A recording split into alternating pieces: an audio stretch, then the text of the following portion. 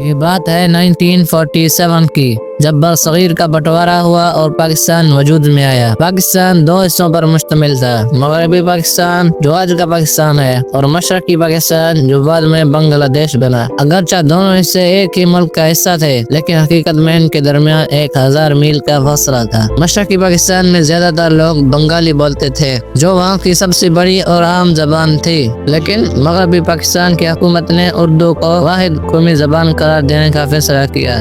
یہ فیصلہ بنگالی عوام کے لیے حیران کن تھا، کیونکہ ان کی زبان بولنے والوں کی تعداد سب سے زیادہ تھی۔ انہیں محسوس ہونے لگا کہ ان کی زبان کو دبایا جا رہا ہے اور ان کی ثقافت اور شناخت کو اہمیت نہیں دی جا رہی۔ وقت کے ساتھ یہ احساس بڑھتا گیا اور ایک گہری خلیج پیدا ہونے لگی۔ یہ صرف زبان کا مسئلہ نہیں تھا، بلکہ حقوق اور برابری کی جنگ بھی تھی۔ یہی ناراضی ایک چنگاری بنی، جس نے ملک کو دو ٹکڑوں میں تقسیم کر دیا۔ اگر بر وقت ان تحفظات کو دور کیا جاتا تو شاید تاریخ کچھ اور ہوتی۔ مشرقی پاکستان کی زمین زرخیز تھی، یہاں کی گندم اور چاول کی صنعت پاکستان کی معیشت کی ریڑھ کی ہڈی تھی، مگر زیادہ تر ترقیاتی منصوبے پاکستان میں بنائے جا رہے تھے۔ بنگالی عوام کو روزگار اور سہولتوں میں بھی پیچھے رکھا گیا، جس سے ان میں احساس محرومی بڑھتا چلا گیا۔ 1970 میں پاکستان میں تاریخ کے سب سے اہم انتخابات ہوئے، جنہیں شفاف اور منصفانہ قرار دیا گیا۔ مشرقی پاکستان کی سیاسی جماعت عوامی لیگ، جس کی قیادت شیخ مجیب الرحمان کر رہے تھے، انہوں نے 162 نشستوں میں سے 160 نشستیں جیت کر اکثریت حاصل کر لی۔ اس واضح فتح کے بعد بنگالی عوام پر امید تھے کہ اب ان کا منتخب رہنما پاکستان کا وزیر اعظم بنے گا، مگر مغربی پاکستان کی قیادت نے اقتدار کو منتقل کرنے سے انکار کر دیا۔ اس فیصلے سے بنگالی عوام میں غصہ اور بڑھ گیا اور مشرقی پاکستان میں مظاہرے شروع ہو گئے۔ آخرکار 25 مارچ 1971 کی رات پاکستان آرمی نے آپریشن سرچ لائٹ کے نام سے فوجی کارروائی شروع کی۔ یہ آپریشن مشرقی پاکستان میں بغاوت کو روکنے کے لیے کیا گیا، مگر اس کے نتیجے میں ہزاروں لوگ مارے گئے۔